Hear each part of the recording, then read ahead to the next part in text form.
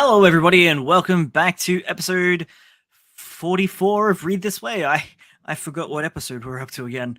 Logan has abandoned me, so it's just me right now. He'll be back shortly. He forgot to grab his manga for this episode, and I haven't really prepped much because we were too busy cramming an episode of anime that we were going to talk about in this very episode that was very well worth not bothering to prep. So in terms of news, there's a little bit going on, not a huge amount. We do have a new chapter release. Sorry, No, man. That's all good. I got completely distracted. Got in there, and my son he's trying to work some maths out for my sister. She's like 2 levels above him, and he's just like, "Oh, let me learn about that right now." And I walked in there. He's like, "Yeah, I'm getting the hang of it. 8 2 3 = 5." I'm just like, "Catch you, bud. I'm out." I'm not going to talk about comics. What the hell? You keep your math to yourself. Yeah. Sorry about that. But I'm back. You're all good. That's all right. Hi, everyone. I told everybody that we were really unorganized today because we were watching an episode of an anime specifically for this episode, and it was well worth us not prepping. Oh, hell yeah. That thing was amazing. Stunning. But we will talk about that. It slapped so hard. Yeah. And that was me running inside by, grabbing something as well that I'll talk about later. News. So we did have a new series dropped. That's where I got up to. What news did you hear about? Because I haven't actually caught up. The only real news I had was that there was going to be news about Burn the Witch. And yeah, I did hear about that. I know you haven't done much with Burn the Witch, have you? Yeah, you haven't read or watched? No, but I'm completely up to date with Bleach, so yeah, but it's so apparently different. The world's apparently so they're meant to do that, but I don't know where along the lines they're doing that. And I personally much prefer Burn the Witch because I prefer like magical girl stuff. It's the news in particular that was meant to be coming out for Burn the Witch also includes Bleach from what I saw. So not entirely sure if it's maybe the full tie-in. Maybe it's just pulling it into the world. Maybe. Not necessarily tying it into Bleach directly, but into the actual world structure of how it all works out. Because at the moment, I'm looking at it going, how does this tie in with Bleach at all? Magic, dragons, I don't know. Is there magical dragons in Bleach? I don't think so. Nah. Not at all. Yeah. So it'll be interesting to see how he pulls it in line and makes them blend together. And I think that's what this will be about. I think the announcement's the 18th? The 18th, they were going to drop an announcement.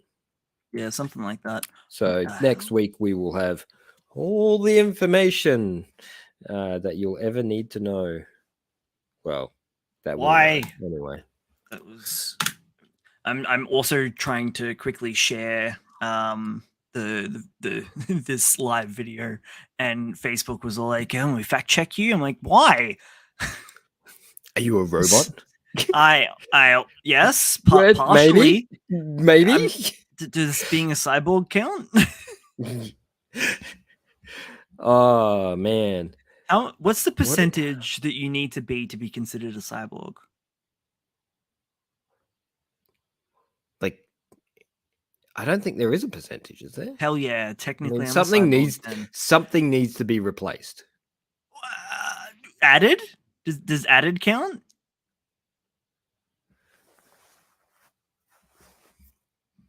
I don't. No, I don't think Why not? that counts Why not? because that's just adding on. It's not. Yeah. Cyborg's about I've got a mechanical piece inside of me. That's and what? Yeah, but which but it's not functions. replacing something, is it? No, well, it is. It's replacing the organic pacemaker. But did they remove the organic pacemaker? I mean, we're in the first 5 minutes, so I can't say what I was going to say. It's my organic pacemaker is royally poo poo. It's Fubar. I can say that. There we go. Oh, we do love the Fubar. Yeah, no, it doesn't work very good. That's all right. Look, you know what? You're a cyborg. I'm going to officially deem it. You are a cyborg. Maybe we should chop your arm off and replace it. We could do that.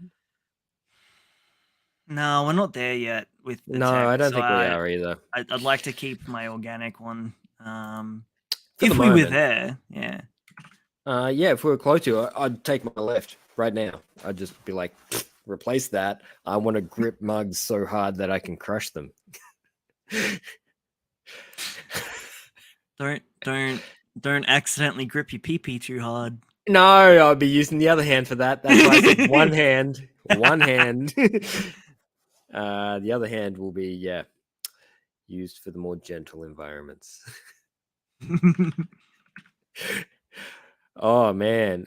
I don't know how much news you have, bro. It's just... have you spotted anything that really stands out? I'm going to buy us 18 seconds. Run the intro. Go.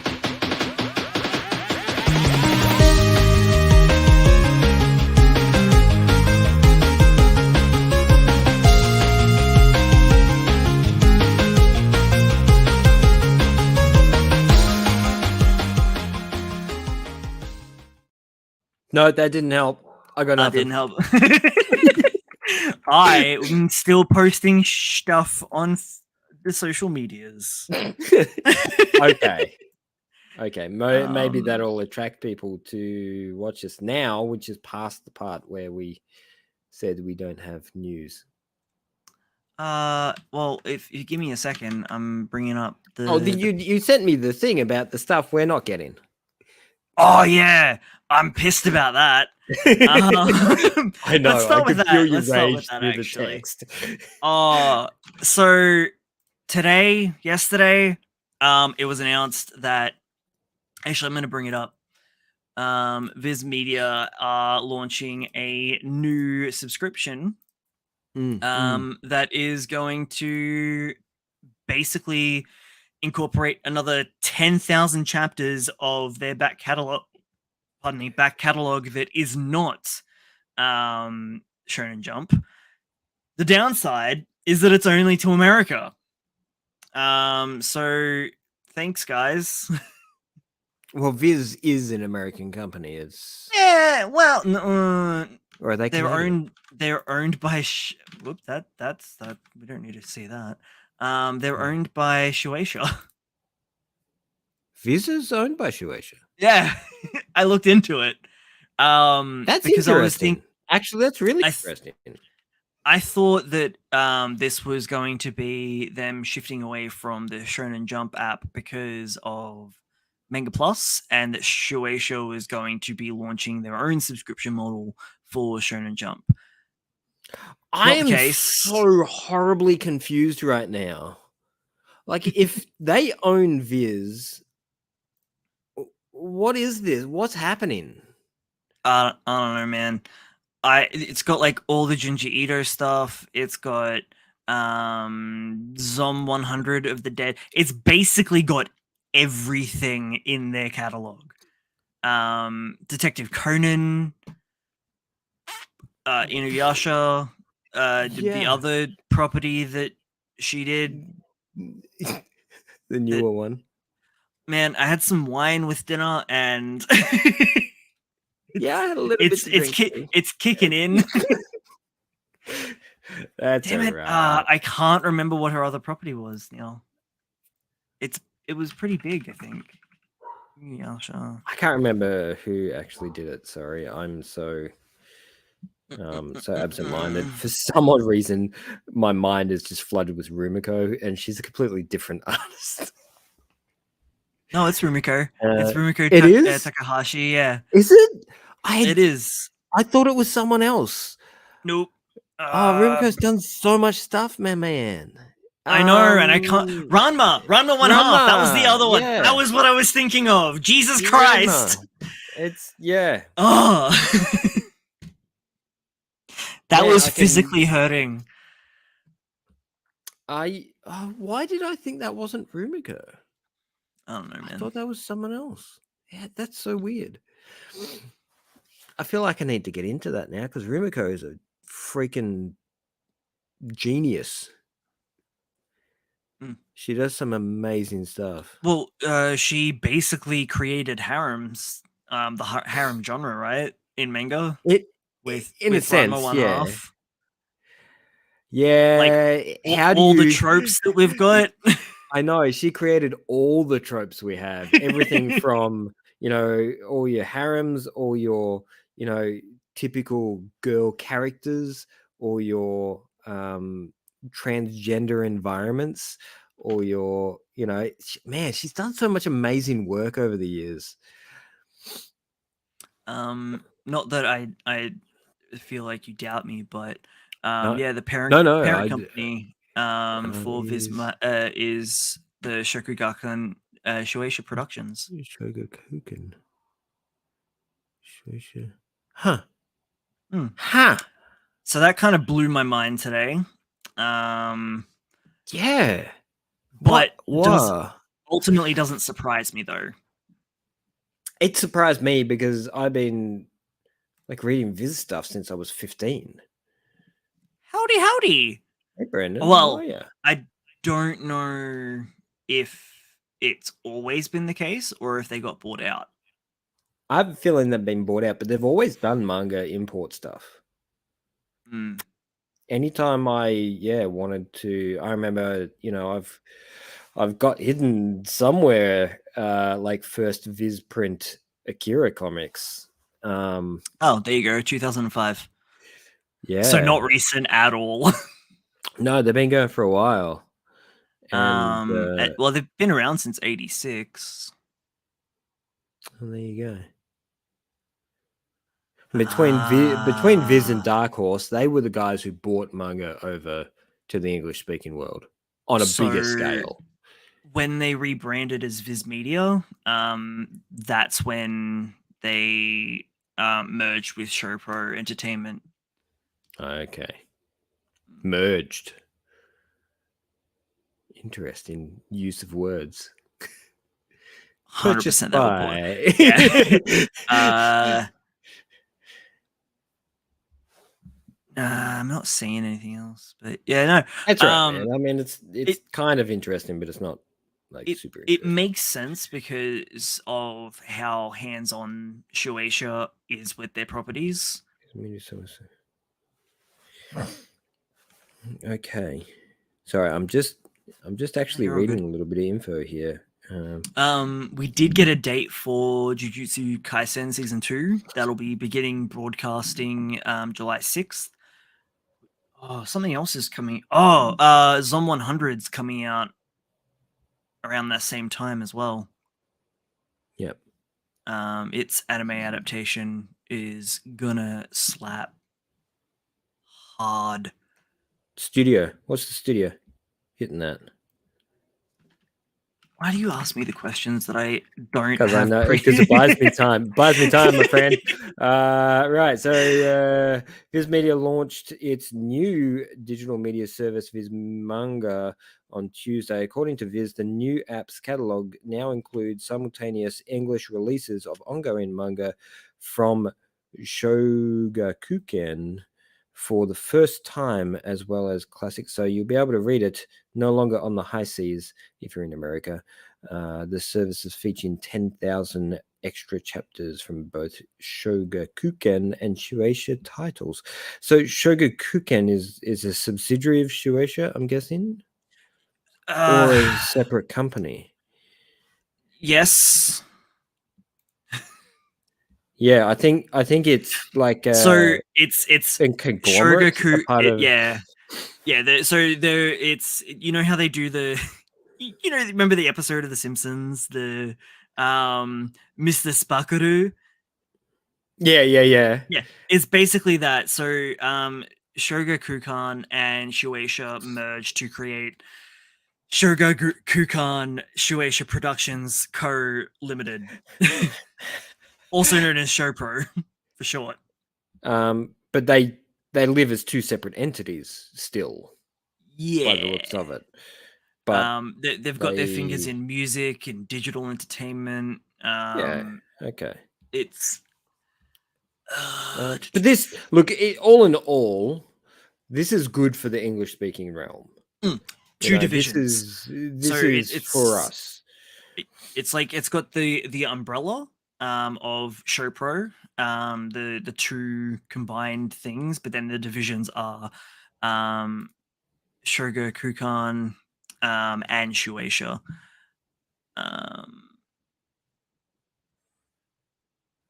Oh, sorry. They founded Shueisha. There you go. So Shueisha is a company of Shogakukan. Cool. This is cool. I like a little bit of history. This is fun. I did notice that the date that they started working was a little while back. So Shogakukan has been around publishing for 100 years. Yeah. in August, it'll be 101 years to the date. Wow. That's some effort right there. The Shueisha has only been around since 49. And they merged. Only? Sorry. I know, right? Only? I know. Well, in comparison to 1922. Yeah, but they've still been around for 80 years, man. I know. Such a long time. The combined company was like 1967. So they were kind of working independently. And then combined. Yeah.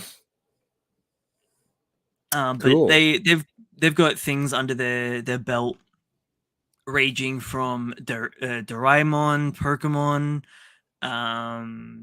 Case Closed, Hamtaro, Inuyasha, Mega Man, Yashahime. So Yashahime, which is the new version of Inuyasha. Shimonetta. A boring world where the concept of dirty jokes doesn't exist. Oh man, I love that so much. It's so good. So good. And the whole Zoids franchise as well. Man, so underrated. Love Zoids. It's really good. I grew up on Zoids Chaotic Century. That shit was so peak banging. Zoids. Peak Zoids, man. With the little raptor that was like fusing into the other Zoids. Yeah. Van they did that. And God, what was I don't remember what its name. I honestly can't remember much. And that was a lot of 3D animation was used in that too. There was. Yeah, that was early 3D animation stuff. But it was still acceptable, it wasn't too wasn't X-Arms. I feel like it because I jumped back into it a few years ago, just pure nostalgia factor, and it still holds up pretty well. Yeah, like I think it's because it's got a lot of parallels to more of a kid's version of Gundam. Yeah, it covers quite a lot of generation. It also as far as quality. It kind of feels like the bridge, and this is going to be a weird comparison, but it feels like a bridge between Power Rangers and Gundam. That is a super weird comparison. I know, right? I never considered Zoids to be a yeah, no. I mean, I get the week to week bad guy, and like ideal. The Power Rangers had mechs. Yeah, I get where you're going there, but it's so different. I know. I would have said a cross between Gundam and Pokemon. Why Pokemon? There's no mechs in Pokemon.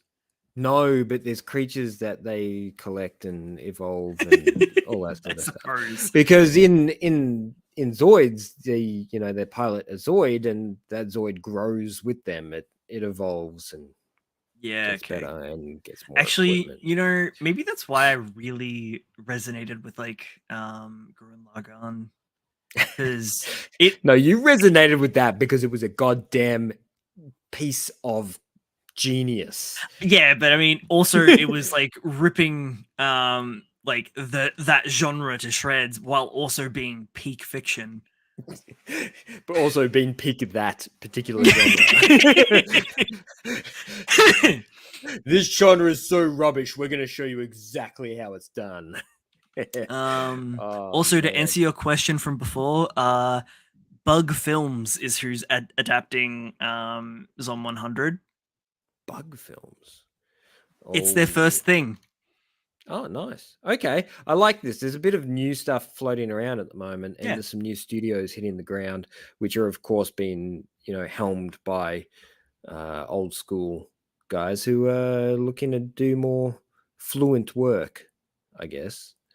Yeah. Or not be tied down by the big wig producer folk, which, happens quite a lot.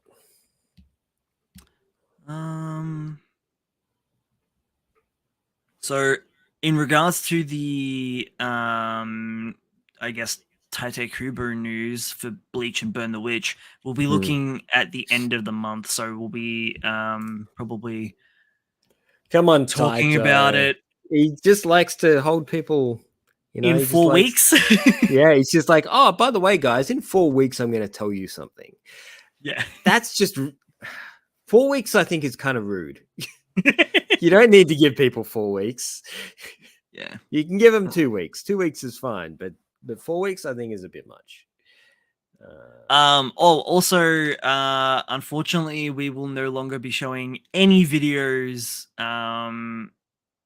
PVs, trailers, or otherwise on this channel for the foreseeable future because Kodansha hates us, and I don't think they hate us. I think we got AI for YouTube kind of hates us. Yeah, but it's more fun to put the boogeyman. Yeah, it's just like, yeah, these big companies are watching us. No, sorry, they're not. None of this shit. No. Yeah, so we've had 2 videos slapped on the wrist and taken down, which sucks, but 'tis what it is. It's all about the learning curve, hey? That's right. We've learned. Kieran wasn't very happy with me. I was like, yeah, but it's fair use. Well, this is right. We can argue, and look, to be honest, we could probably go down the road of trying to contact a human. Contacting a human from YouTube or something like that to actually go, hey, okay, that's fair enough. You haven't done anything wrong there. But right now we're dealing with a robot, and robots don't really care. No. Ooh. Yeah. So we actually have the top sales, the top 50 manga per series from November to November, so 2021 to 2022 sales. Oh, that's some interesting things. Do you want to guess who's on number 1? Tokyo Avengers. Oh, sorry, I took a stab. Okay, well, they're number 2. They're number 2. Oh!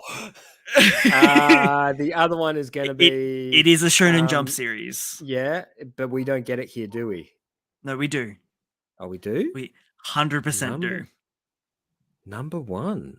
Yeah, you're not caught up. Jujutsu. Mm-hmm. You gave away too much. I know. So we've got... That actually surprises me a little bit. We got Jujutsu selling 12 million copies. Wow. Now, I knew it was big, but I didn't... Man, I'm going to have to do some fan art.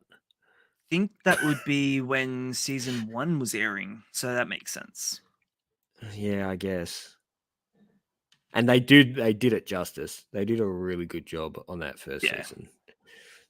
Was it? I'm pretty sure it was. To put that on silent. Of course, everything that comes up about is season 2. Of course. That makes sense. Good to see Kaiju number 8 at top 10. Do not say mystery. Oh, it was 2020. Bloody Blue Lock. You see, my other thought was Kingdom. Yeah. But it's actually a lot lower than I was expecting. That's it's really funny because that's what a lot of people in the comments for Viz new platform. Thank you. We're screaming for because it's not a part of it. Oh, really? Yeah, we still don't have. So an English one of their adaptation. number one long running series still has not been. Has it been translated though? You can buy it. No, I don't think so. Why? I don't know. Oh, so confusing. There's no anime for it either. It's weird. Wow, is the like quintessential quintuplet still running? Yeah, I guess. And it's a little bit depressing that it actually beat out Mashal. Takopi's Original Sin was in top 50. Nice, considering it's a short series, it's done pretty well. Two volumes. Yeah, I think it's two. I don't know about you, but did you read number 34 as a couple of? Number 34. a couple of cucks. You read it different, right? Yeah, it wasn't just me. Yeah, no surprise to anyone. Chainsaw Man's top 10. So. Man, World Trigger's still pulling top 20. Dr. Stone's still in there. That year finished up last year, though, didn't it? It's interesting to see that the top 3 are JJK, Tokyo Revengers, and Spy Family, followed by One Piece, and then the giant drop off to My Hero Academia. Yeah, that's rather fascinating. And I like Spy Family, but I don't understand the sheer volume of its popularity. It's just warm and fuzzies. Yeah, but it just doesn't. I guess it just doesn't capture me. I'm one of those odd ones, I guess. It feels. I like warm and fuzzies, but it's not the warm and fuzzies I like. Yeah, it's warm and fuzzy comedy. It just, to me, it's like condensed dopamine. Like if I'm feeling sad, if I chuck on Spy Family, I'm all good. It's surprisingly wordy for a comedy. Yeah. You know what I'm talking about there? Yeah. I think the anime is actually past where I got up to in the manga now. Yeah. Have they done the cruise ship arc? Probably not. I haven't actually finished part 2. That's all right. That's right. You got a lot of things to watch. That's gonna happen. Yeah. It's not really a whole lot of news. That's kind of. Now, is that list right? Is that global? Or is that just Japan? Doesn't say, does it? I'm going to assume that it's just Japan, but I don't know. Yeah. I wonder. I would like to see their global numbers. Because I think that list would change with global numbers. There's a possibility that Spy Family would actually be higher up the ranks. As depressing as that would be. Yeah. Well, it's the Oricon, which Yeah, is Oricon, which a is Japanese it's holding local. company, so Yeah, it's local. yeah. It's hard So to just kind local of numbers. tell, but yeah. But those are crazy numbers. Oh yeah.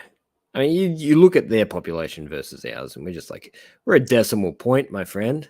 Decimal point. Mm-hmm. We don't mean much down here. I mean, our point of views. We're rather impactful I for the mean, small scale we are. so Logan, What you got for me? what'd you think? Why you do this to me, man? Well, we're gonna talk about the new series. So do Okay. retry. Do retry. Is our third new series. I fear that I have walked into this with too higher hopes. Yeah. Way too high, because man, when I read it, I was so judgmental, and I feel kind of bad. You were for savage. I was brutal, like super brutal about the whole thing, because I was expecting so much more. I mean, same. Because as soon as they say new martial arts manga, man, are we on board? Are we on 100% on board? And then they give us depression for a I solid got 25 pages. honestly when they did that, I was like, yes, let's go. I got I so invested. But the problem Like, is that would have been I would have been invested in that if they didn't have those first 3 pages where he's watching his dad boxing. oh yeah. So for those who Oh, have not basically read, just the color pages. Is that what you're talking about? pretty much, those of you who have not read, it is oh my god, that like I know, man. It's a bit jank. So I can do this. Right. So if anyone's basically not looking, just jump on. You can. We're going to show the first few pages. yeah. So the on reason I Viz. mentioned the first few pages is because they're so stock standard shonen. Oh yeah. And I'm not, when I say stock standard, I mean 100%. If this is not in the title, it's not shonen. And it's so cookie cutter. It felt really uncomfortable versus the rest of the chapter. It also just felt weird why they felt the need to hide the dad's face. They kind of did, but didn't. Just his eyes. Like, yeah, it just felt weird. I think they wanted to make him distant. They didn't want to. They didn't want to make him too relevant. I wonder. They just wanted to be I don't know. What if he didn't actually go to war? What if he's just a deadbeat dad? Thank you, Dabbulus. They, I don't know what they're getting at, but it just felt so disconnected to the rest of the chapter that these first 3 pages put a damper on what I was expecting the series was going to be. So for them to come straight out of the gate and just go, I've got a strong heart, and that's why I beat everyone, and that becomes the most repeated line of text through the entire 50 odd pages that are there. It just gets a little bit old real quick. It went from Shonen Rocky to Grave of the Fireflies real goddamn quick. Oh yeah, it switches up, and yeah, I'm just like if they'd opened with from here, or even maybe a little bit after this, they go into a bit of history. So where is it? There. If they opened page 13 is where it starts. Page 13. If they open with that, I'm just like, this is where I'm at. I'm starting with this. Man, if they just gone and started with that, and I feel like and I don't know about you, I feel like that the story actually started at 13, and the the editor's gone, no, you've got to put something at the start that's a little bit more uplifting. A bit You got to lighter. put, you got to put something at the start that's lighter, that's going to attract a younger audience. Because if you throw them directly into freaking air raids and people burning to death, you're going to attract the wrong crowd. Because it's clearly a shonen title. This is about some kid working, as an underdog, working his way up to becoming more than what he is. Which I'm behind. I like those kind of series, but this is so on the nose a lot of the time.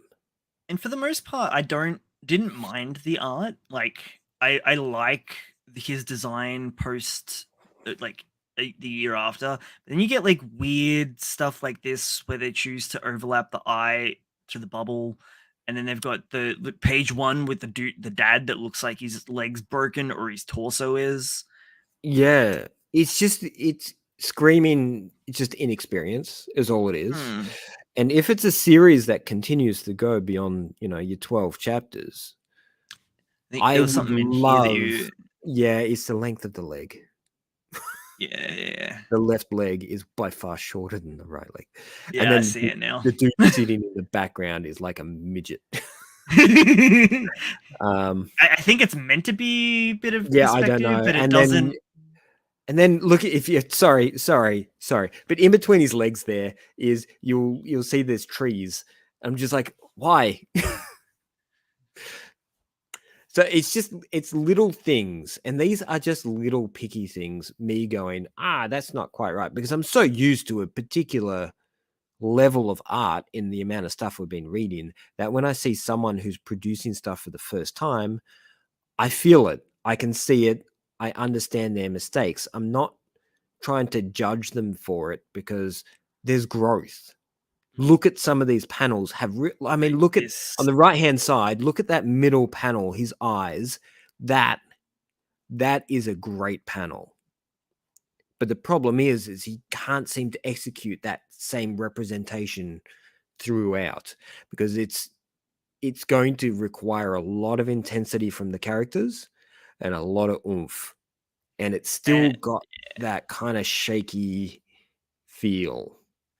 I did really like this. That looks really cool, but it also looks like he's completely like dislodged his entire head from his body.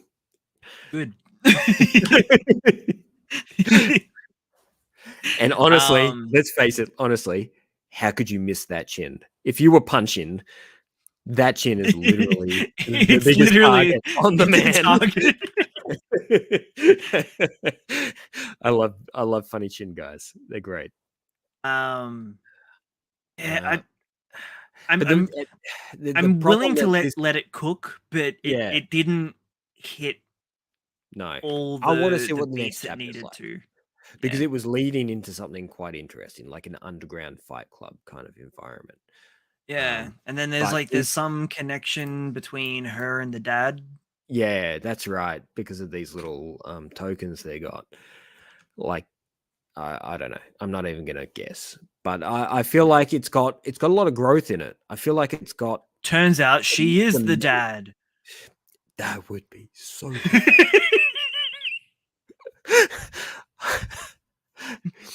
Sorry, son, I had a sex change in order to get away from the military. In order to get away from you and your goddamn sister. You just kept yarning on about having so much heart. I just had to get away.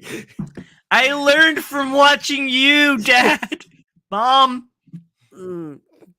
Yeah, I don't know. I feel like I want to see what happens, and I want to see where the mangaka takes it, and I want to see their future, because I feel like they've laid out a really interesting premise, but they've got a lot of history in sports manga, in boxing manga especially, and martial arts manga that they need to catch up on.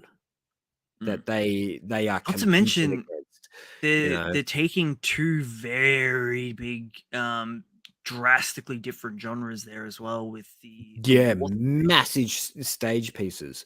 To take something that is post-war, and when I say post-war, I mean like weeks, Immediate. Yeah. months after the end of Occupying forces.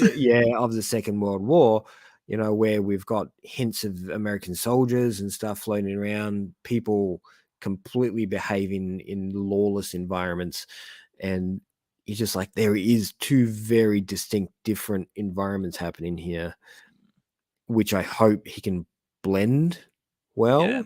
But it'll be Also up to them. tuberculosis. I love that.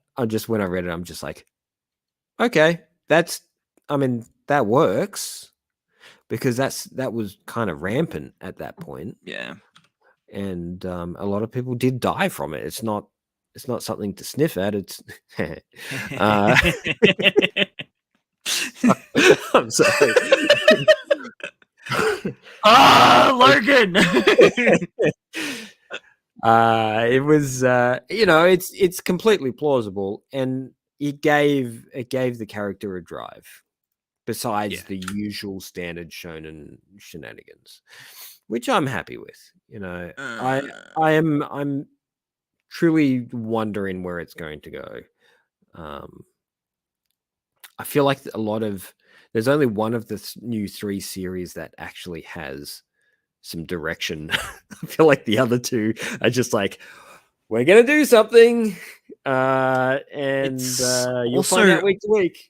It's also on the edge, like it's only just scraping in with the cure for tuberculosis as well. Yeah. Like, Well, and it proves that at that point and in that situation, even if they did have a cure for tuberculosis, it never would have hit them. They never would have got that for possibly years. Yeah. Like 44 is when they had a treatment, not potentially cure. Not a cure, but a treatment. Until 52, but yeah. Yeah, look, it's historically accurate so far. They've clearly done their research. They know what they're doing, and I feel like right now the boxing is kind of the underlining story, whereas you've got the more interesting story of him and his sister trying to survive in this really terrible world. Yeah. And I actually found that a little bit more interesting than the boxing itself. Yeah, as soon as the air raid happened, I was like, ooh.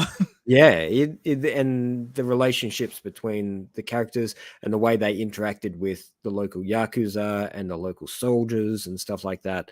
It was nice interesting. Little bit of foreshadowing in there too. Yeah. With the mum, with the wedding kimono. It was good. That was good. That setup was good. I felt like the boxing just took it away. It took away from the story. Yeah, I don't know. It was weird. We will see. Like you said, I don't think it needed that first 3 color pages. That's right. It felt like the editor pushed in and just went, look, you got to put this at the start, or you got to give us something a little bit lighter at the start. We can't run directly into sadness, mayhem, destruction. we have to have a little bit lighter. I probably would have even preferred if it was like a flash forward, like of him being in the ring as opposed to the dad. Yeah. I don't think we really needed to see the dad. Him at the start of his first fight or something like that would have been great. Something we'll see in 3 or 4 chapters time. I think that would have been a good lead in. Yeah. I'm not an editor though. It was a bit, I don't know.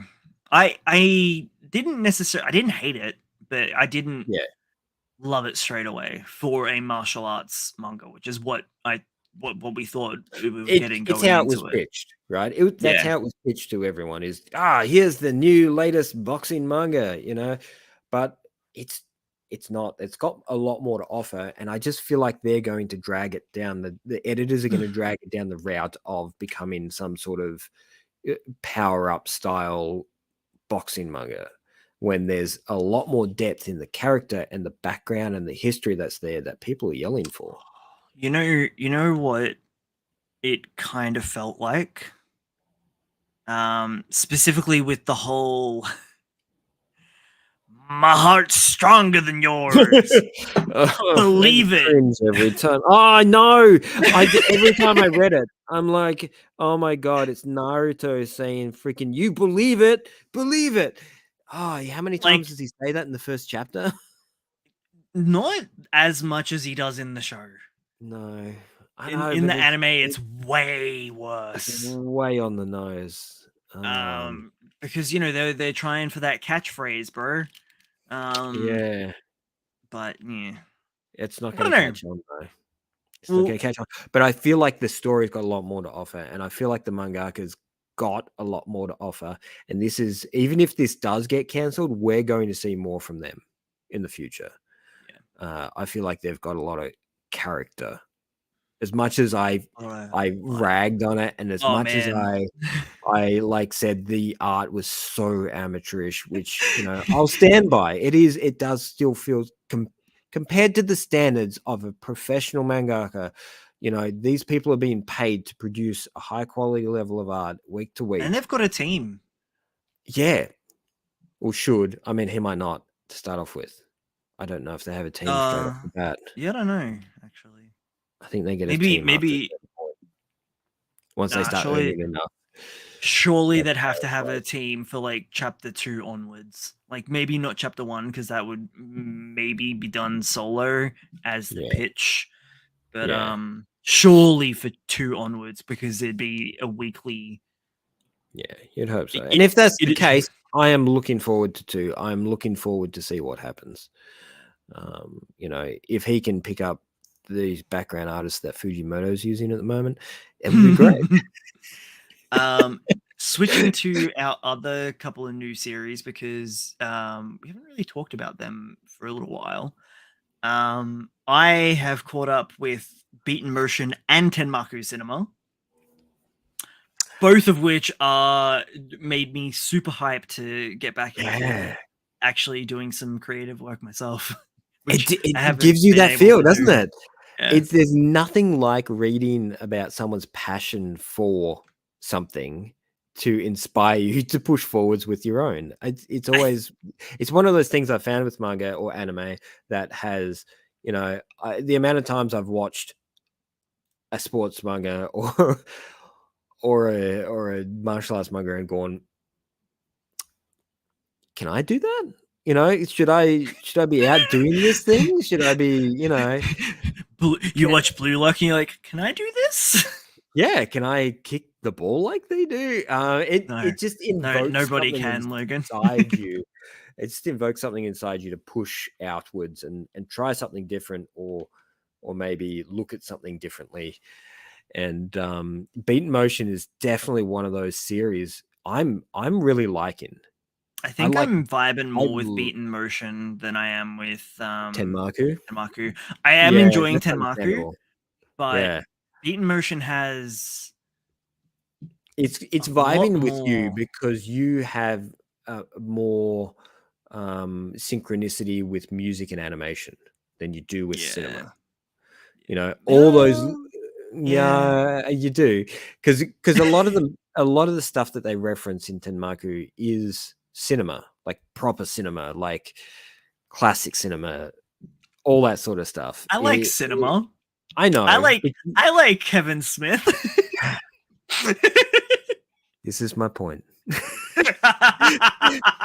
This is my point. Ow, I love man. you, Kevin. I love you, Kevin.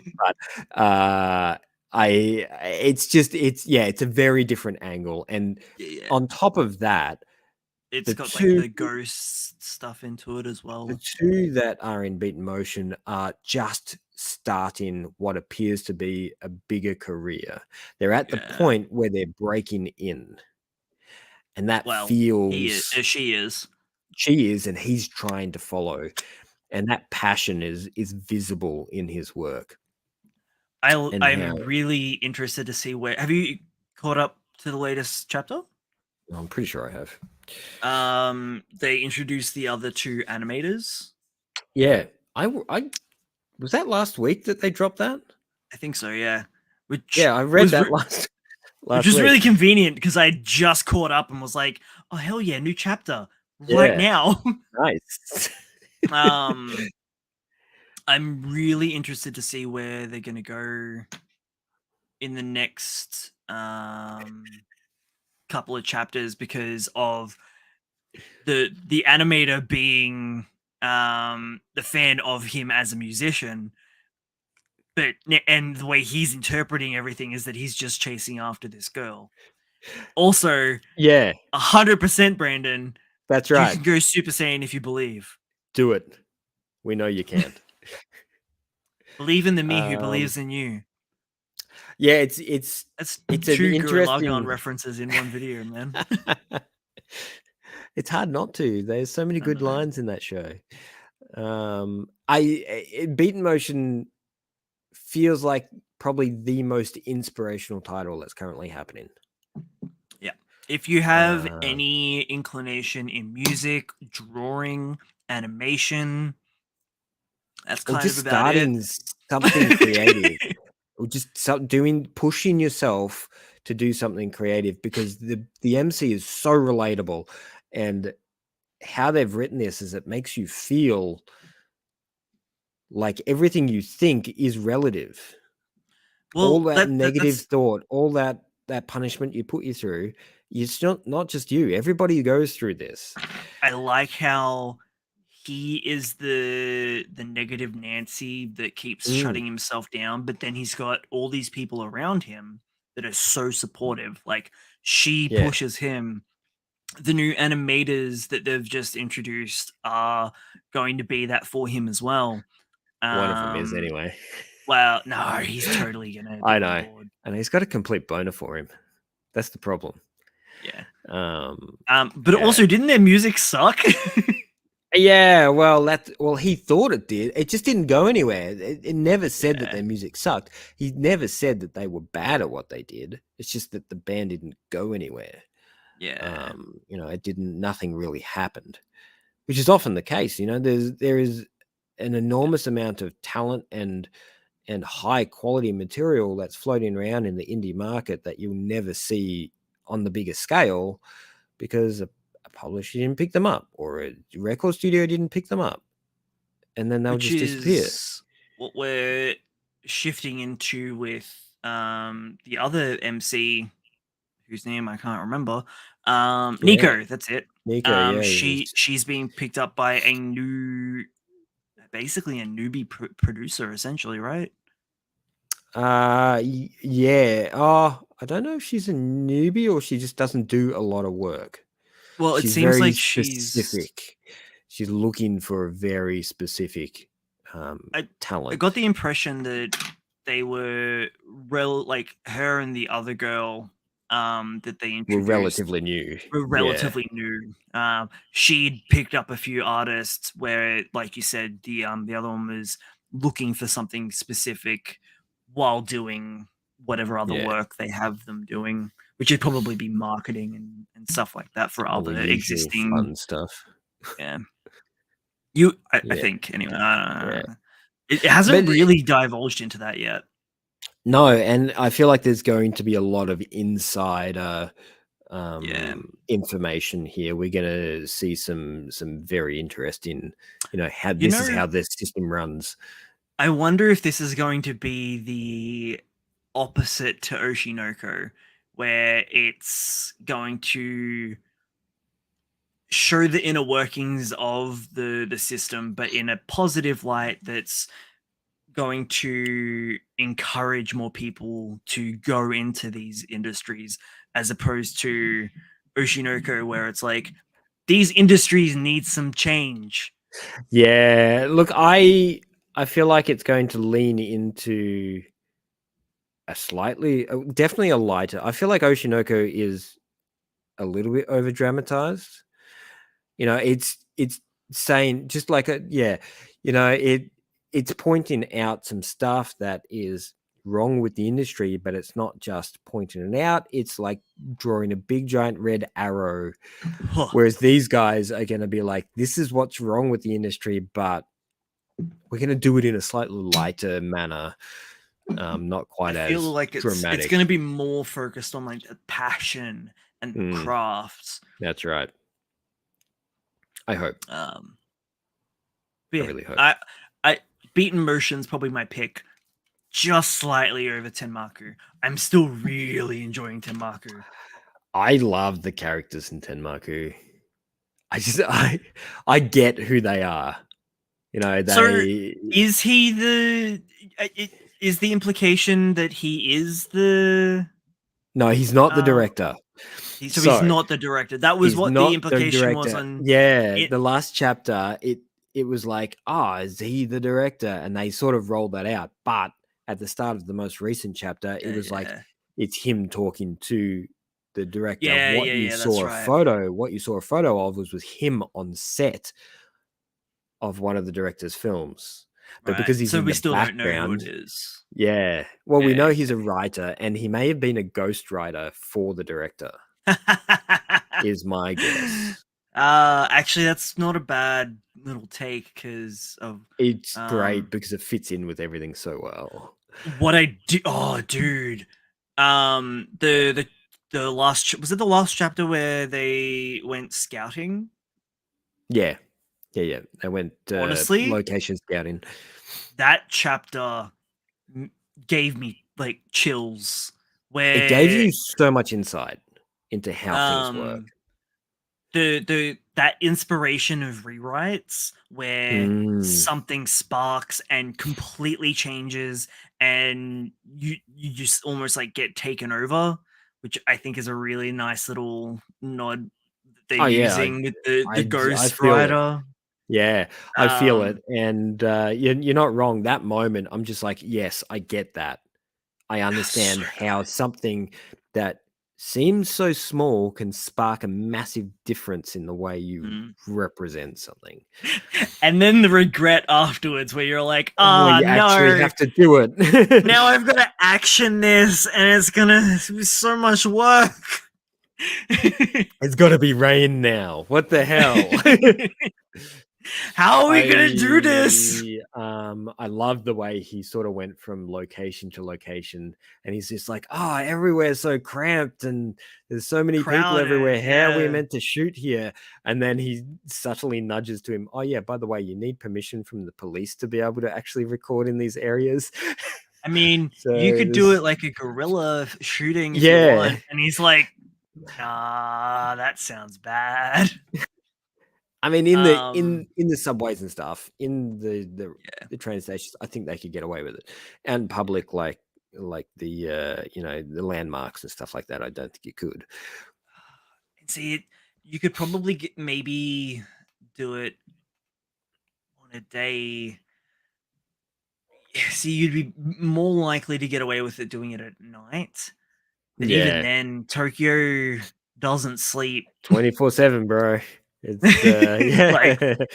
there's always something going on. So it's going to be really interesting to see how this rolls out. I also like how he's the reluctant director, and all his only prior knowledge to actually like be a director is just watching a lot of movies. Yeah, which is the running joke with film school that I hear in like a lot of movies. Kevin Smith, for example, makes the joke multiple times in Clerks. Yeah. 1, 2, and 3. Because it's not, and you read this a lot. If you do a bit of research, or you just type into Google, is film school worth going to? And 90% of the time, people are going to go no. You just got to get on set. That's all you got to do. You just got to start working somewhere. Whether you work it as a grip, or whether you work as in catering, doesn't matter where you work.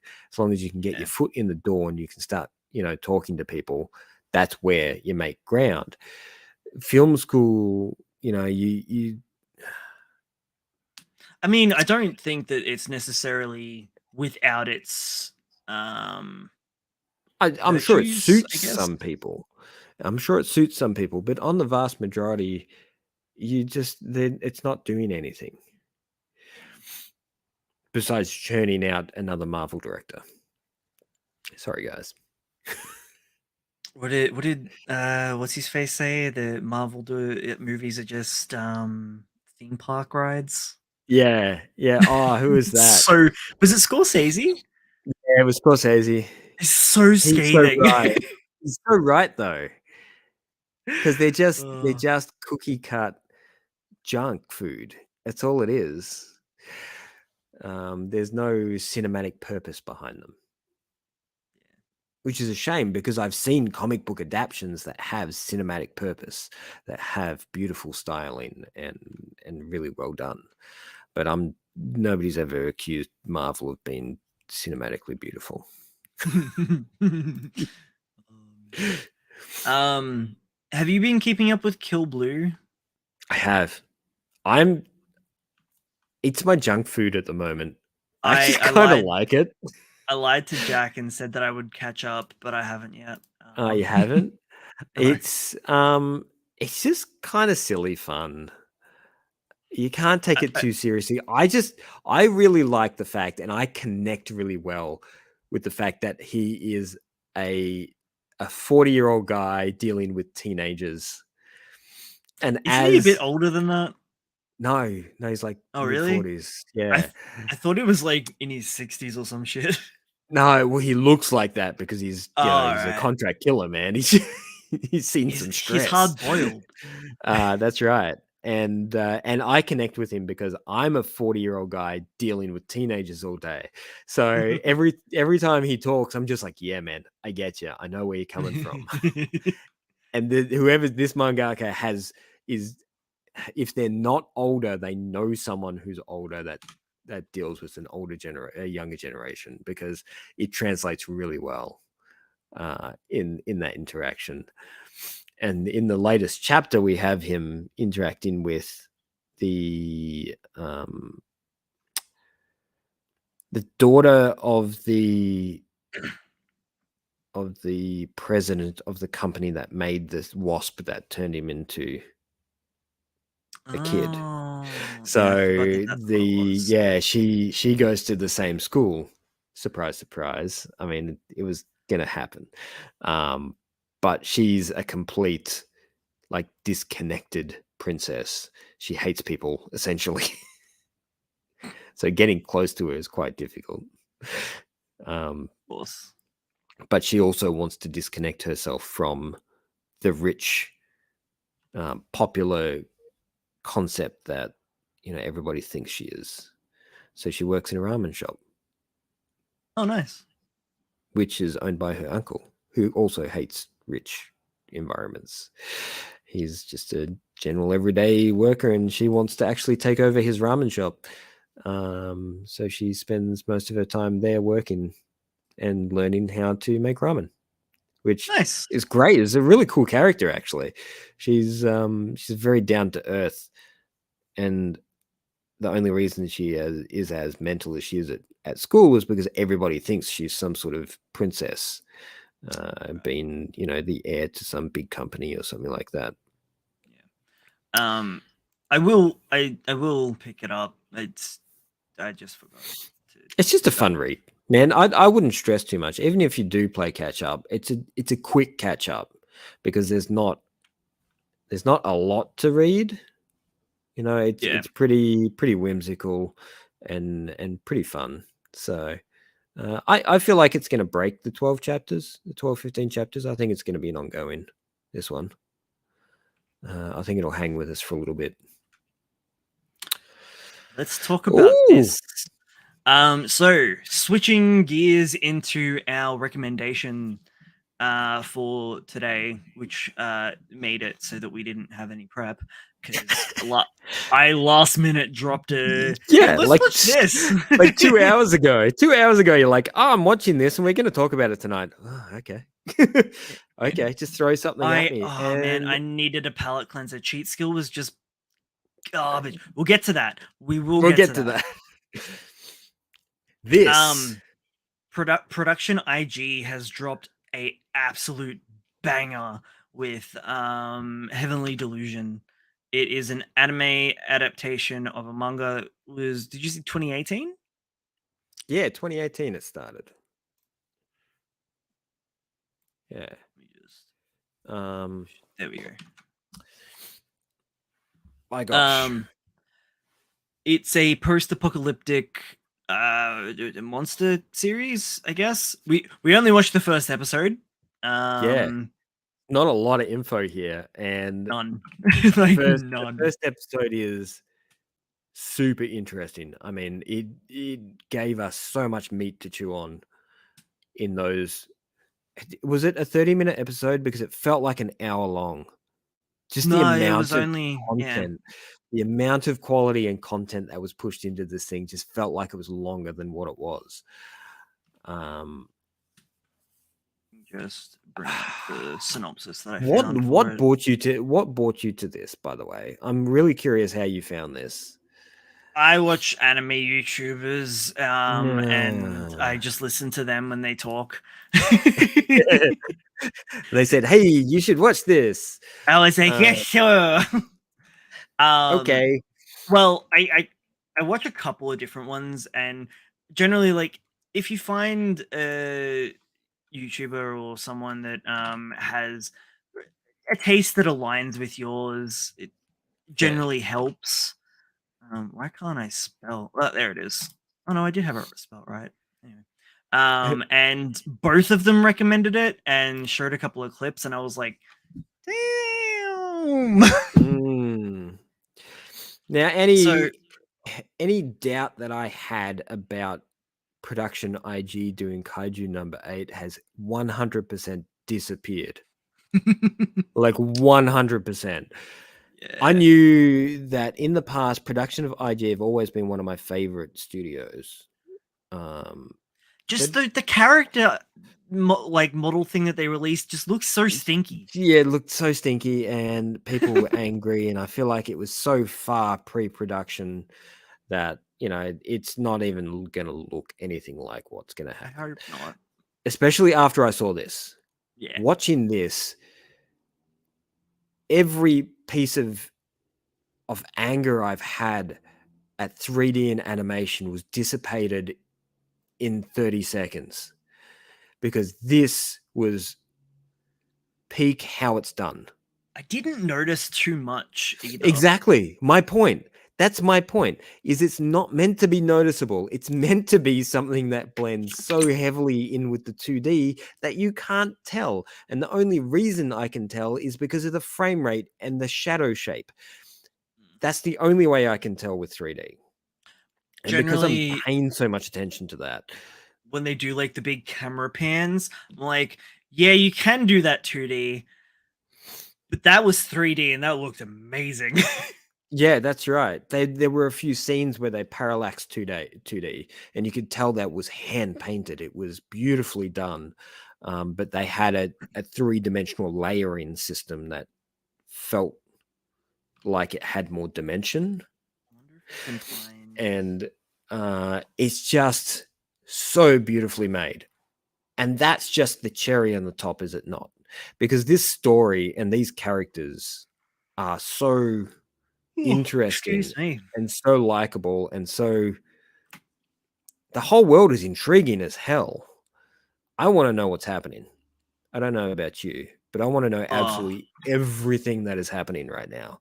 Here we go. It was, so I'm just gonna bring up the whole fight scene was gorgeous, but when you get up to like this area of the first episode where the girl is up on the fence, oh my god, just the animation quality was just the direction, the choreography, everything about the scene was just whoa. That panel alone that we're looking at right there, you can tell from that panel where the impact is happening and how it's affecting the clothing. These animators know exactly how to produce weight, and you can feel it when the characters move and roll around on the ground, and when they jump off things, you can feel the weight of the characters. It's these guys know what they're doing. It's exceptional. Oh, the wine's hitting me hard. I'm getting all yawny, sleepy now. I should tell you guys what it's about. I mean, it is also late, and I was up early and working. I know. Whatever. Whatever. So, 15 years ago, disaster struck human civilization, and now dangerous man-eating monsters roam the ravaged lands, posing an existential threat to the remaining survivors. Amid this turmoil, an isolated facility shelters children and nurtures them in peace. However, as a few among them find out about the world beyond the narrow periphery of their nursery walls, their curiosity about it slowly grows. Meanwhile, in the outside world, young survivors Maru and Kiruko band together to search for a special place called Heaven, even for their. Oh, sorry. Whoops. I can't read. Each for their own reasons. I was doing so well. Carrying past burdens and tragic secrets, the two hope to find answers to the cruelty they have experienced in their lives and the world, which still remains in tatters. It's at this stage, genre-wise, action mystery. I don't know where to place this. It feels it's action adventure. It feels like action adventure. It is seinen. It's a classified. So the manga is officially classified as seinen. There's a bit of sci-fi elements thrown in there. Oh, definitely laser gun. Oh man, I love the gun. The laser gun. The laser gun was so good, and that scene where she makes them charge the battery. Everything about the characters is so good. They deserved it too. And then the scene where the lady at the inn thinks that they're siblings that are sleeping together. She's like, "Oh, incest is so bad. You shouldn't be doing it." Listen, I know you guys seem well educated and you got manners and whatnot, but incest is bad, okay? It's just like, what the. And that's just it's stuff like that, because it, like I said, so much stuff happens just in this first episode. It didn't feel like half an hour at all. It felt like you were given almost a full length film with this first episode. But also, the mystery elements are so thick.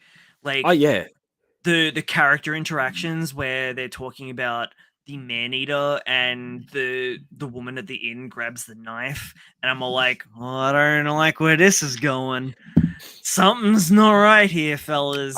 I'm feeling this is what I'm feeling, that the man-eaters are actually humans that have been mutated. Yeah. And the man-eater that's in the area where she's at is her husband or something like that. Yeah. And her first instinct is to kill man-eater hunters, I guess, so they don't kill her husband. I'm also getting the vibe that she drugged them. Oh yeah, she totally drugged them. She totally drugged them. Yeah. Maybe to feed to the man-eater. Oh, I mean, maybe. It's a pretty messed up world. Yeah. As we've seen so far. I can't wait. I can't wait to watch more. I know. Was there 6 episodes? Is there 6 episodes out or 8? 6. 6. Tasty. We both watched it dub because we couldn't multitask while we were getting ready. We were both cooking dinner. I was eating, but oh, you were eating. I sent it through to you. I was like, "Hey, have you heard about this?" While I was cooking, and I was like, "I'm gonna watch it while I eat before the show." You see, when you sent it through, as soon as I hit the link, I just started watching it. And I was cooking at the time, so I was like, dub that. Which they did. I got to admit, the dub was actually really good. Dude, I thought the translation was great. The character representation and acting was fantastic. Dub hasn't really stunk for a while. Yeah. It still has like a big stigma for like elitism, but that's about it. And look, the only argument I would have for it is that they have such a small range of actors that they reuse so regularly that sometimes you'll come across the same actor in the same series playing different characters, and sometimes it's pretty audibly the same person. So that's the only thing. it is growing a lot. Yeah. Probably in the last 5 to Yeah, I'd 10 say last years, 5 I'd years. say. I'd say 5 years where it's really sort of sparked up Yeah, and yeah. more people have been jumping into it. When was My Hero? 6 years back? Yeah, that checks Yeah. out because I feel like it was around My Yeah. Hero's anime adaptation where Because the there was a cast was so lot. freaking big. They Yeah, just needed to hire more people. yeah. Um, Um, before we step over to stinky poo poo face. stink pants, I just wanted to quickly talk about this. Oh yeah, I forgot. I completely forgot. Shoot, Now, what is it? I picked up this manga last week completely on a whim. Local comic shop got it in because he liked the cover. It's a It's a nice looking nice cover. cover. It's a nice cover. The artwork in it is really quite nice. It's quite beautifully done, and it was not what I was expecting at all. It's a Viz title. Yeah, it's a part of the Viz signature series, so the book's a little bit bigger than the average. Yeah, so it's the like Tokyo Ghoul size. Yeah, that's right. And you'll notice that it's got a little stamp down the bottom corner here that says explicit materials. Oh, Explicit content, because there's a little bit of nudie, a little bit of sexy time in this bad boy. And basically it's about this kid who lives in a small town out in the middle of nowhere.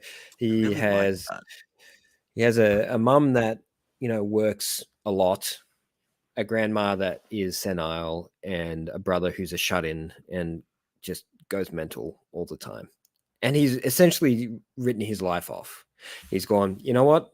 This is what my life is. I'm just going to deal with it. I'm going to go get a job, and I'm just going to stay in this little town for the rest of my life. And essentially resigned himself to being who he is. His only real escape is his good friend, which is a girl who goes to a different school, who introduces him to all this pop culture and, throws stuff at him all the time. And they've been good friends for a really long time. But she had introduced him to this pop idol group. And he became this big fan of this pop idol group over a period of time, and especially one of the singers in the group. And on one of his late night travels to go down and get food for his shut-in brother who's going mental because he didn't get his popcorn chicken that night, he had to go down to the shop and get his popcorn chicken for him. The girl working at the shop was new. He hadn't seen her before.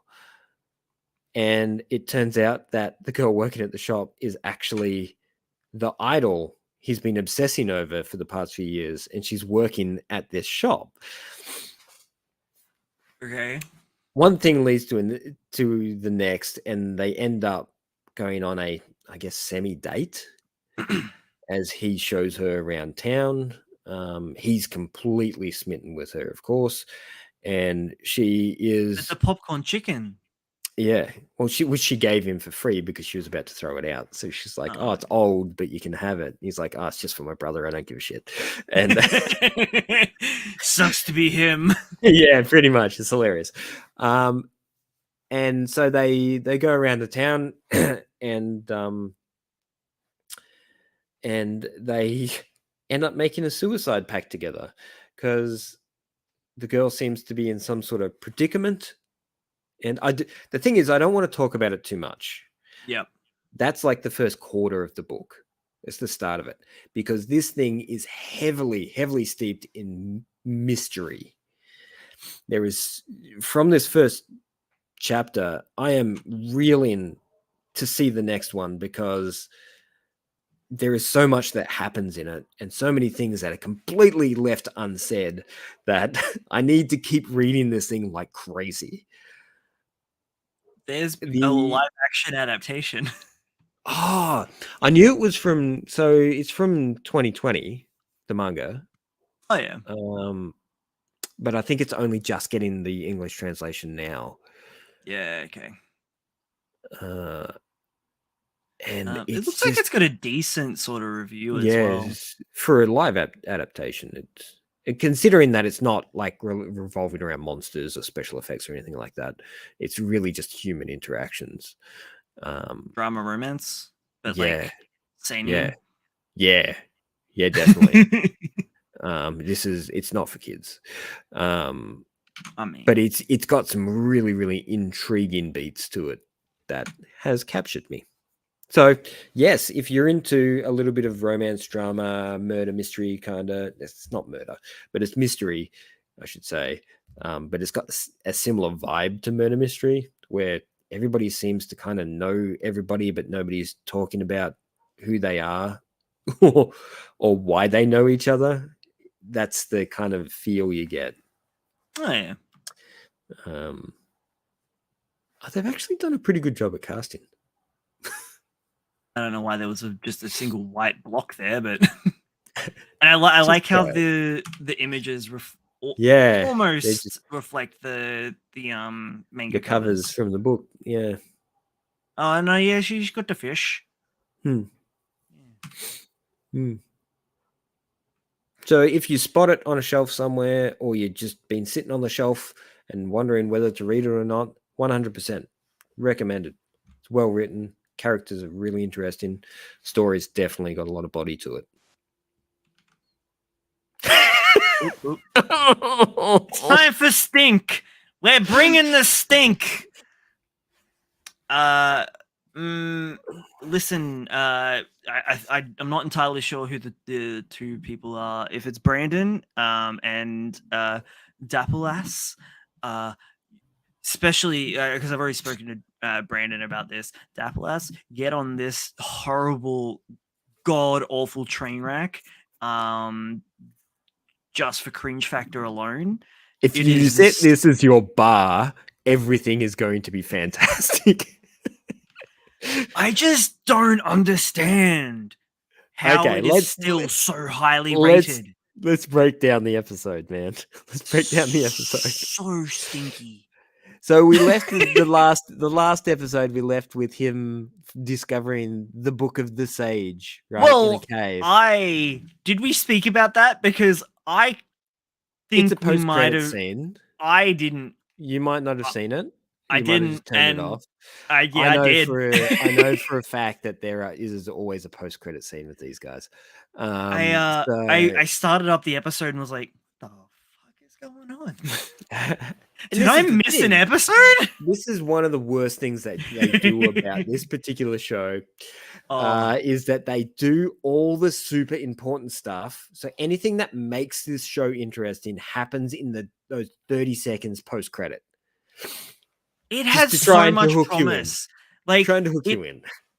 It has legs, but then it just shoots itself in the foot and chops itself off at the knees. It's got legs, but they're maimed. They're broken legs, and every time it tries to stand up, they just buckle. It's just like. So here's the premise of the episode: is he discovers the Book of the Mage, right, and just starts reading it out. Actually, just quickly, is that the one? Like, is the sage the person that owned the house before him? Is that the implication? This is the implication. I thought that sage was his grandfather. Same. That's the implication I got. Do it. Please do it. No, don't even finish watching Hunter x Hunter. Just watch this in between.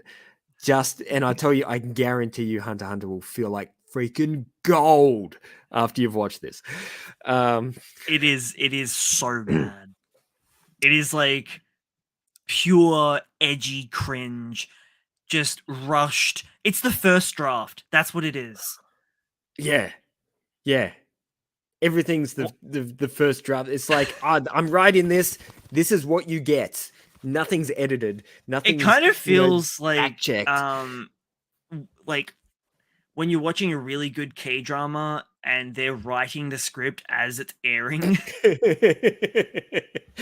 and it's just like it's going really good, and then all of a sudden it just goes like this. Yeah. Except it's started like with an interesting kind of premise and just went like this straight. I just don't know how it can go through the bottom and went all the way to hell. All right, continue. I'll stop distracting you. Yeah, no, that's right. So there's not a lot to go on. So he discovers the book, he reads the book, he has some sort of communication with the sage who seems to be residing in the book, which for some odd reason it decides that he is worthy of the power of the sage. I didn't understand this bit at all. Because because he found the book. Because he found, is that it? Because he found, anybody could have found that book and got the power of the sage. So anyway, he gets the power of the sage, which is some freaking omnipotent magical power, which he can now use in both the real world and the alternate world. Oh. And so we cut from him discovering that he's got super magical powers that blows mountains out of the out of existence. He then goes shopping for a bag. I honestly do not give a shit about This is where we cut to a scene of him in class going, "Oh, I don't have a rucksack for when we go camping. Let's all go down to the shops and buy me a rucksack." And there's a whole party of people that go shopping with him, and one person says, "You should buy this one," and he buys it. That's the whole adventure. Yeah. Not just that, but I can literally count on one hand the amount of scenes where the camera actually stood still. The stuff that's going on in the fantasy world, modicum of interesting. It's way more interesting than what's going on in the real world, because who gives a shit? Yeah, whether he goes shopping for a bag. It's just to see the juxtaposition of him being basically a god now. I will admit, I really liked the sage dialogue about him becoming so overpowered that people weren't able to trust him. I know there are bones in this series, and this is the problem, and this is why we hate it so much, because there's a bone structure here, and there's a premise, and there's an idea that is fantastic. We love this idea. It's just so poorly executed on every level.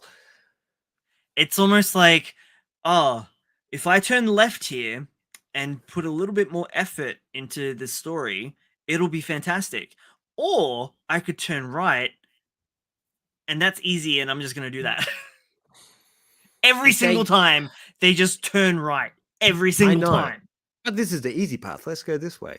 They could have easily made this as edgy and as interesting as Mushoku Tensei. The premise was there. Eminence in Shadow. Yeah, they could have taken the comedy route and headed down there. This is just bad. So bad. And for an instant, the animation was really nice when he was running really fast. Oh my god, that was gorgeous. It's like they hired an actual animator to do some work. They're like, all right, let me flex for a bit. So the amount of wish fulfillment in every single goddamn episode is astounding. So he's splurging all over the screen. They buy him a bag because he doesn't have. He even says that his grandfather was an adventurer and liked to travel a lot, and he would probably have some form of bag that he would be able to take on this camping trip. Now let's go shopping. And they go shopping, and then they do that for 5 seconds, and then they were like, "Oh well, we want to say 5 seconds, but they were doing that for like 10 minutes." Well, nah, because they had the episodes are always split in half. You've got half in the fantasy world, half in the real world. And when it pans back over to the real world, it in and of itself was kind of split between the conflict and the stupid dumb bullshit where they went to an arcade and he was all like, use I my forgot about that. How could you forget about the wish fulfillment in this episode where he's just like, I can see everything. Gravity powers. I can see the weakness in this claw machine. So stupid. How was that? And then it's just like, apply? beep, beep, beep, beep, beep, boom. And I win all of my friends the claw machine prizes. And they tried to do the whole cool stance while he pressed the button thing. So bad. And then tragedy strikes, and I love that they lingered, like they all leave the arcade and they linger and zoom in on like an exposed wire. and then the girls go upstairs, the guys go to the cafeteria or the food court, and somehow a fire breaks out from the wires that encapsulates the entire goddamn shopping mall in an instant. And where are the girls? Oh, they're back in the arcade because we don't want to actually draw another scenery.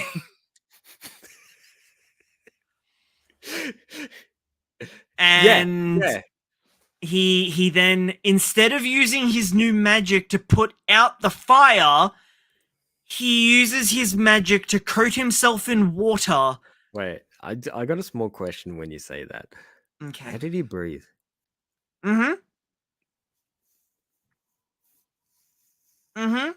Like he was literally coated completely in water.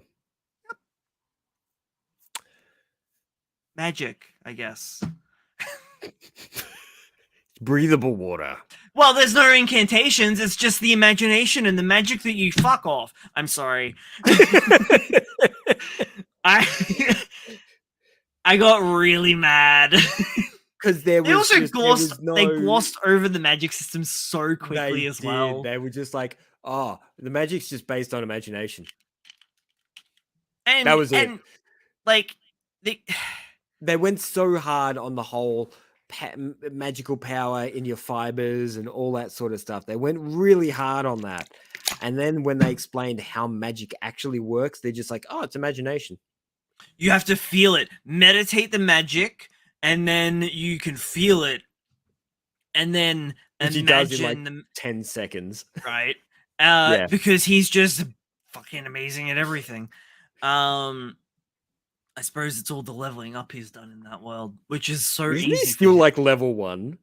What? No, dude. In episode 1, he went from level 1 to 100 from killing a single enemy by throwing he shouldn't have been able to use that spear.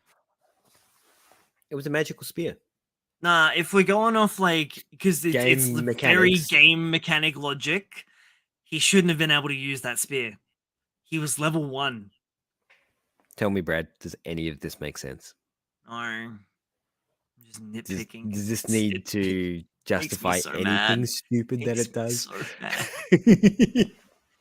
Also, he's so stupid. Yeah, he's ignorant. He's really ignorant, and he's probably one of the very archetype of MC that I hate the most.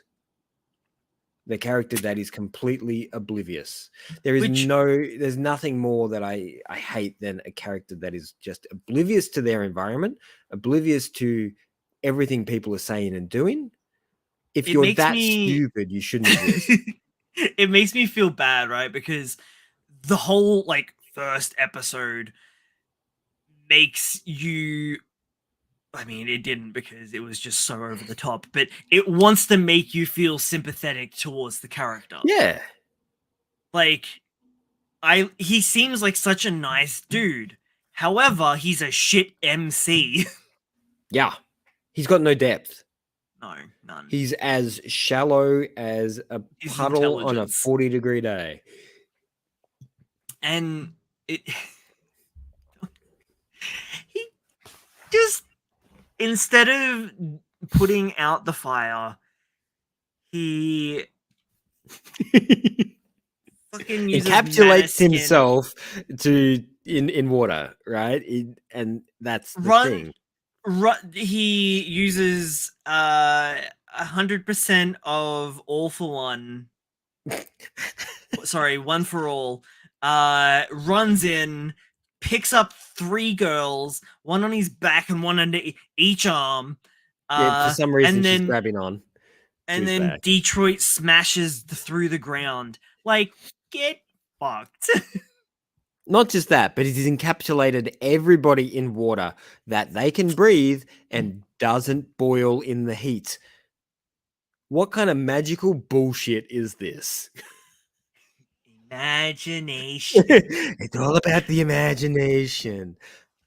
Like, Man. again, not a bad concept for a magic system, but could have been fleshed out so much better. Well, we have seen what an imagination-based magic system can do. I did like the whole, like, the only form of incantation was you give a name to the spell, which makes it stronger or easier to cast. Easier to cast. Stronger just seems dumb.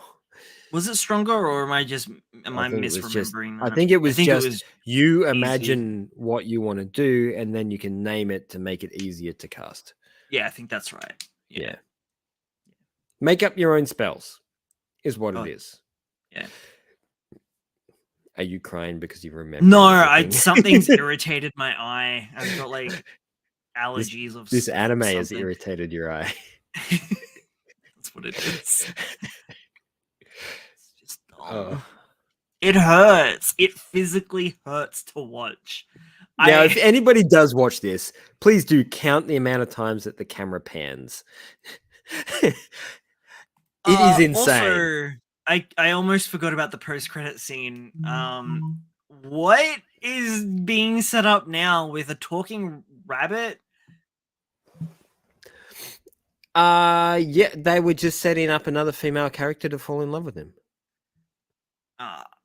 I mean, is she going to be the big bad? Is that the implication? Like, I think Rabbit Boy's intention. Rabbit Boy's going to find him and pass over even more dumb bullshit. He's just the power. What was the power he had? Was it like the power of the legs or some shit like that?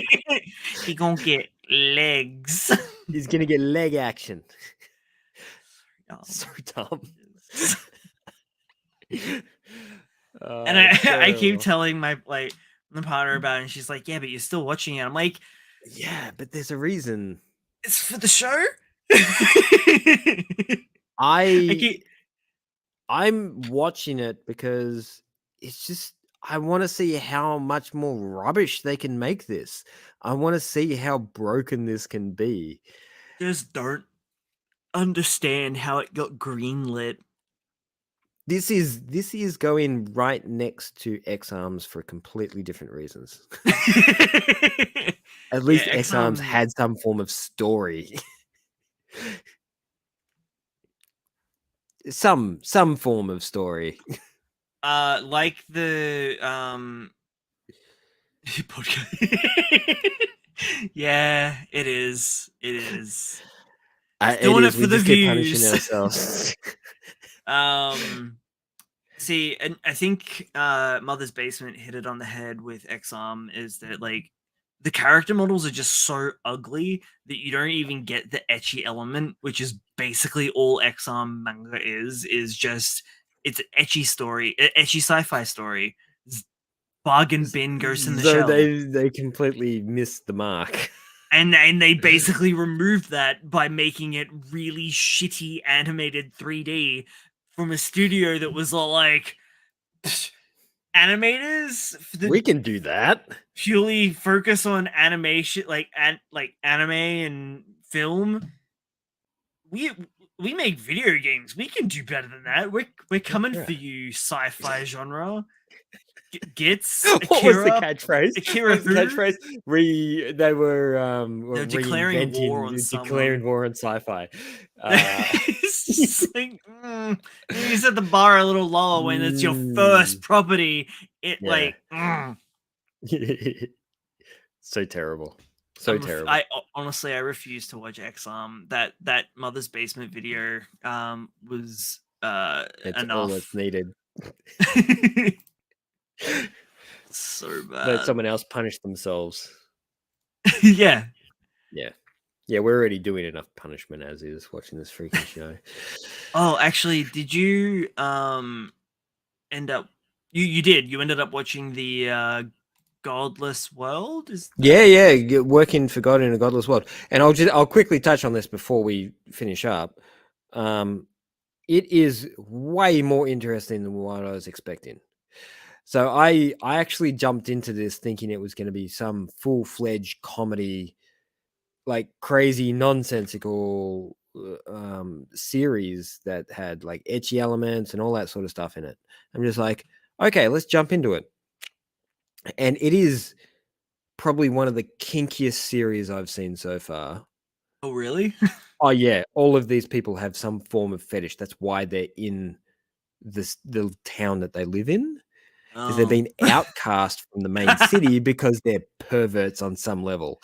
So, so many of them love being hit or, want to tie people up. It's just insane. And the MC is just great because he's dealt with so much shit in the past that it just water off a duck's back for him. But the series, as silly as it is, and it's got a lot of really comedy moments like this where things are over the top and ridiculous, and it contrasts so heavily for those moments where things get really serious. Because there'll be like a 40-second beat in one of 3 episodes where you go, oh shit, they're actually in a world dealing with a problem that has really terrible consequences, and you'll deal with that for a little bit, and then it will cut back to the comedy again. But it's such a good balance between the two.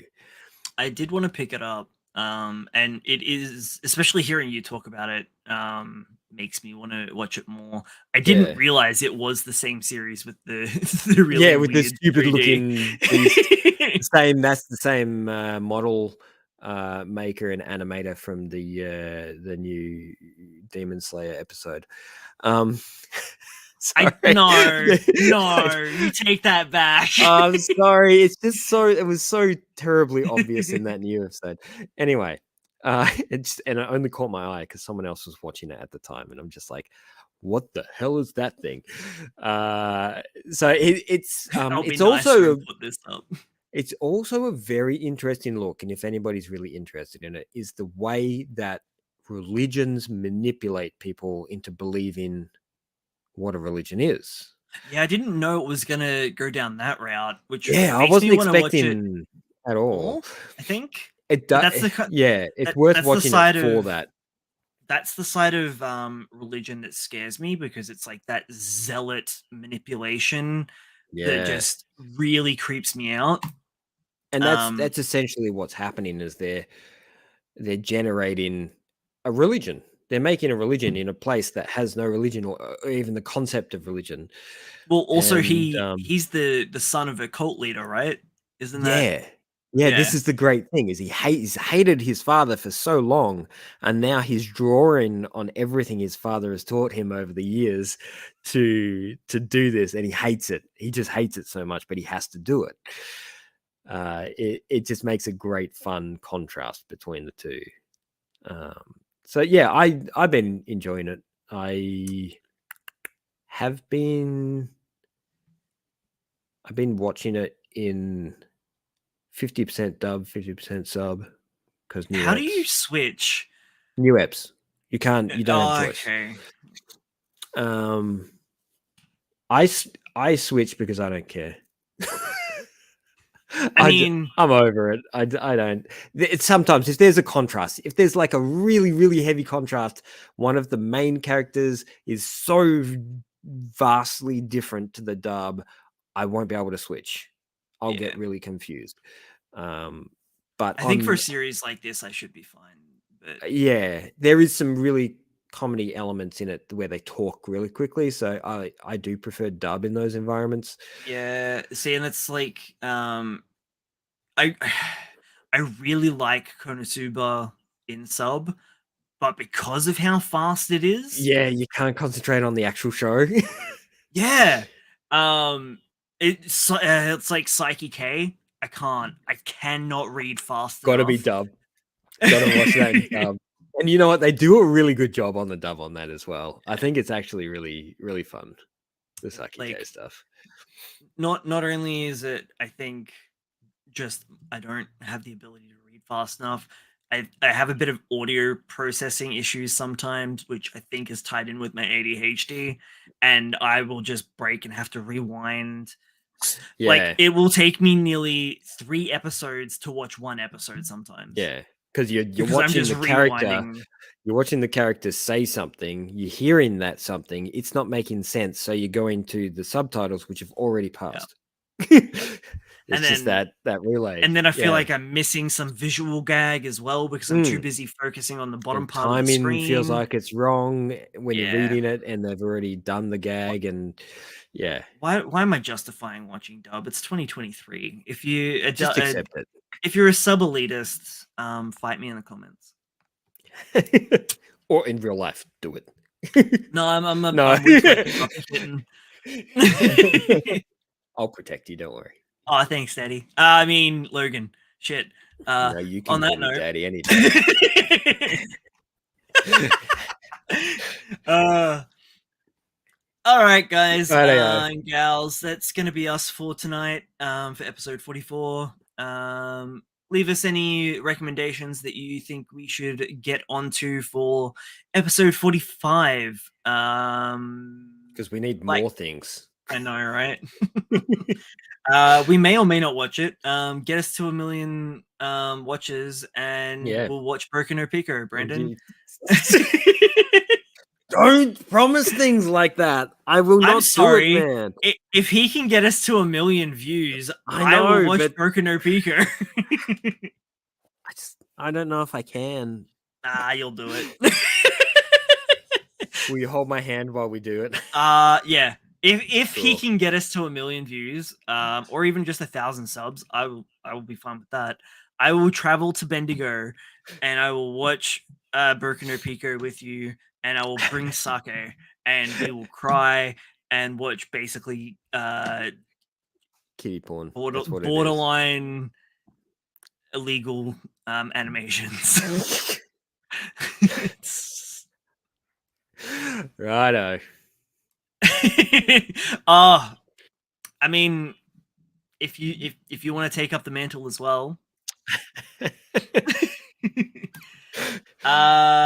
do all of the fun YouTube stuff, like, comment, subscribe, share us to your friends. I really need to make a playlist. I'm gonna make a playlist. Okay. You do that. I've been Brad. I've been Logan. He allegedly.